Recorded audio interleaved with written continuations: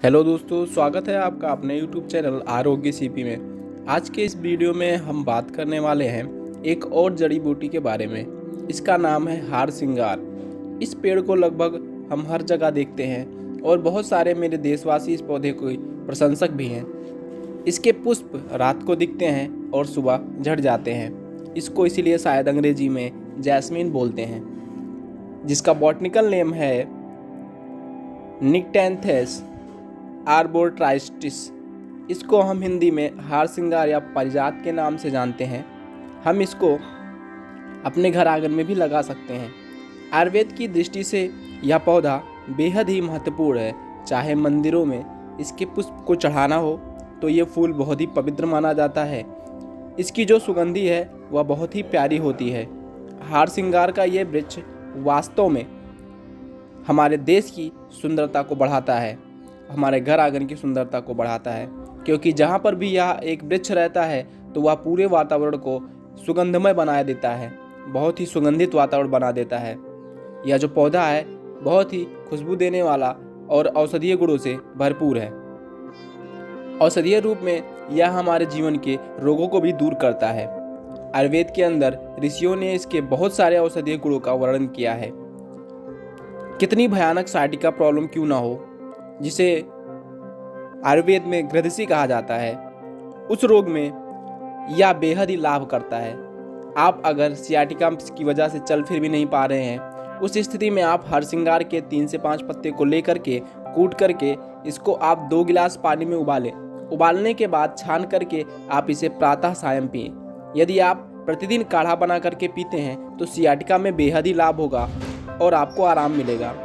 इसके अतिरिक्त इसके पत्तों का काढ़ा आपके शरीर में कहीं पर भी अगर सूजन है या दर्द हो रहा है तो उस सूजन और दर्द को भी यह खत्म करता है। उसके लिए यह बेहद ही लाभकारी प्रयोग है। उस दर्द के लिए, उस सूजन के लिए आप इसके काढ़े का सेवन कर सकते हैं। यह पूरे भारतवर्ष में सर्वत्र पाया जाता है, सभी जगहों पर पाया जाता है। यह औषधि बेहद ही दिव्य है।